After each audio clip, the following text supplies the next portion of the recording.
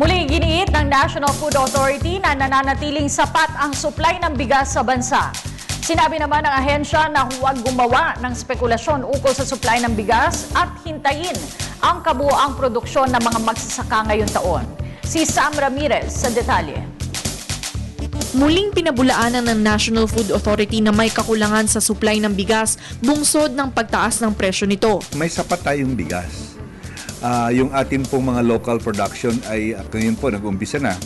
Pero sa ating inventaryo, sapat yung ating bigas. Hindi lang sobra-sobra. Ngunit sa kabila ng paulit-ulit na pahayag ng Department of Agriculture at NFA na sapat ang supply ng bigas, di nagpapatinag ang ilang grupo ng mga magsasaka at consumers na magsagawa pa din ng mga kilos protesta dahil sa di umano'y kakulangan ng kakayanan ng ahensya na pigilan ito. Critics, puro sinasabi, tanungin natin sila ano ba ang mapipresenta nilang solusyon. At ayaw rin namin na sana naman na problema sa bigas tapos yun pala ang nito yun tatanggalin si Secretary Alcala. Diba?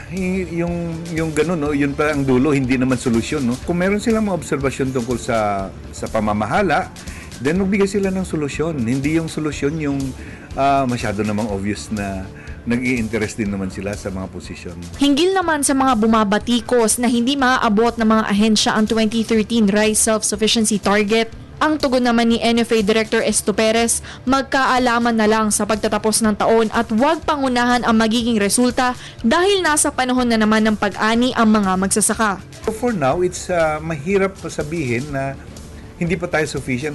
These are projections and targets. No?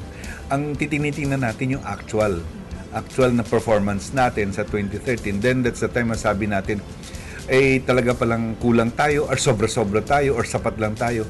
Pero for now kasi lahat yan projection na targets. Nagbibilang ka na ng sisiw na hindi pa nga napipisa.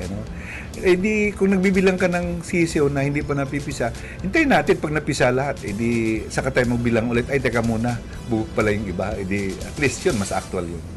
Nag-uulat para sa Telebisyon ng Bayan, Sam Ramirez.